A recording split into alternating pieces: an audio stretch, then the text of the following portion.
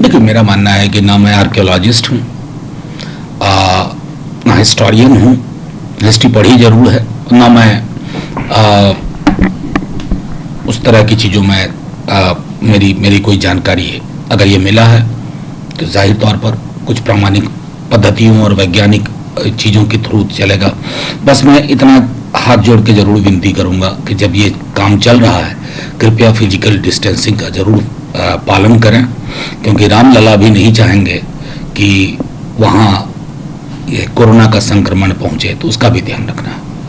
तो civil aviation जसपुरी साहब उन्होंने बताया कि अभी तक जो है 20,000 के आसपास हमारे सिटीजन्स को अलग अलग डेस्टिनेशन से वापस लाया गया है, और we have at same time that utilize outgoing aircraft to carry our citizens. So normally residents जो है अब्रॉड में है वो need to travel because of job and other professional commitments. देखिए, मेरा मानना है कि ये फैसला लिया गया, इस फैसले को खुद उन्होंने प्रेस कॉन्फ्रेंस करके बताया। मैं समझ रहा हूँ कि बाकी जो लोग अपने कार्य के और टूरिज्म में गए थे, उसके साथ साथ एक महत्वपूर्ण सेक्टर है विद्यार्थियों का। मेरे पास भी कई फ़ोन आए, मैं बेबस हूँ, मदद नहीं कर सकता क्योंकि वो सरकार की प्रक्रिया है, लेकिन छात्रों को भी प्राथमिकता में रखना चाहिए। वहाँ कई जगह पर सेमेस्टर ख़त्म हो गए हैं, उनके साथ दिक्कतें हो रही हैं, लगभग लॉकडाउन की स्थिति है, और सबसे बड़ी बात है कि वो भी घर आना चाहते हैं। और जिस जज्बे के साथ विमान चलाए जा रहे हैं, उसी जज्बे के साथ बहुतायत में ट्रेन चलाए जाए ना, तो हवाई चप्पल वाले लोग भी अपने घरों तक पहुंच पाएंगे।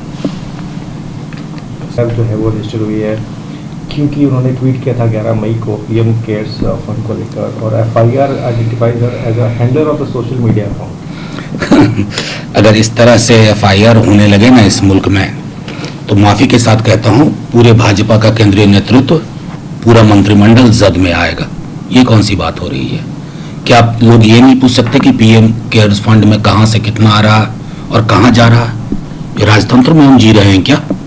अगर मैं इनकम टैक्स भरता हूं और एक एक चीज का हिसाब देता हूं, तो वही हिसाब हर पब्लिक फिगर से, हर पब्लिक जो हमारा वो फंड है उसके बारे में नहीं होना चाहिए क्या? ये कौन सा नया गैर पारदर्शी भारत बना रहे हैं?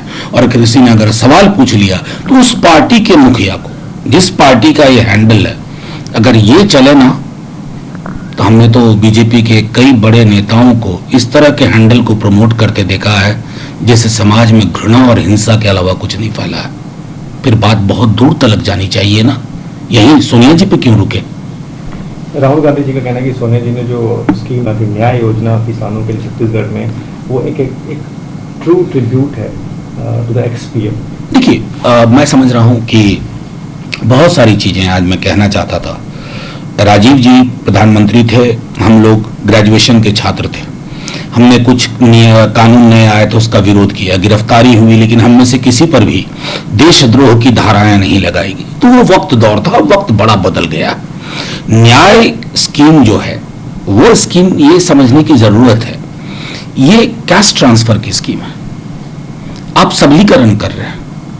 अभी जो मैंने पूरी राहत का, जो तथाकथित राहत का पैकेज देखा है, उसके बारे में मैं तो कहूं तो वो चेक पे लिखा हुआ एक ऐसा अमाउंट है जो फ्यूचर डेट पे जाकर के एनकैश होगा, अगर बैंक दुरुस्त रहे तो।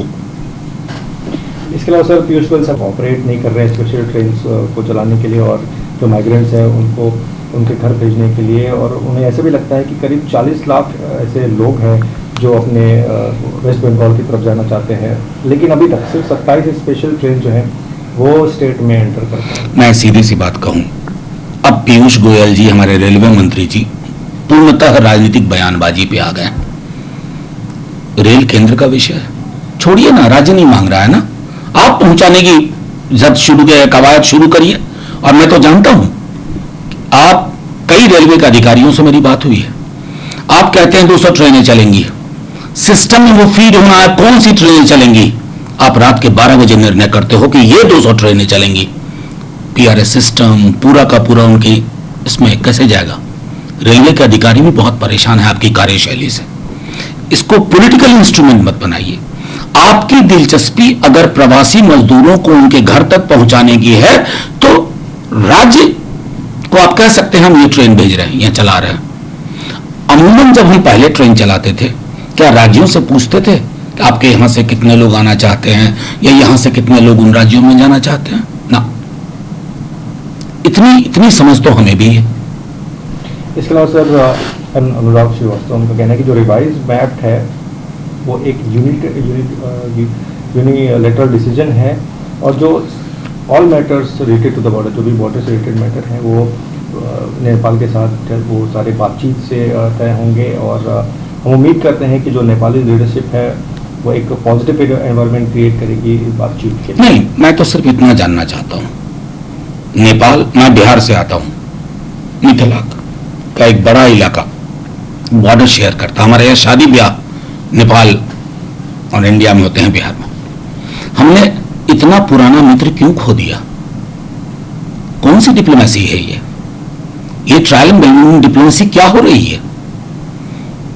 आज जो हालात पैदा हुए हैं उसके लिए अकाउंटेबिलिटी भी फिक्स होनी चाहिए। ऐसा क्यों हो रहा है? हम कौन सी कूटनीति का इस्तेमाल कर रहे हैं जिससे दोस्त खोते जा रहे हैं? हम नए दुश्मन बनने की तो बात ही नहीं कर रहा हूं मैं, दोस्त क्यों हम खो रहे हैं मध्य रास्ते? मैं समझता हूं कि इस पर गंभीरता पूर्वक विचार की जरूरत है और एपिसोडिक बयान देने से बात नहीं बनेगी। It has to be taken as a task which has to be finished. Why are we losing friends? और ये सवाल बहुत अहम है। Last question sir, Anurag Shrivastava का ये भी कहना है कि जो भी कुछ सजेशन होगा that Indian security forces have undertaken activity cross line of actual control is not accurate. So we are fully aware of responsibility. In fact, it is Chinese side.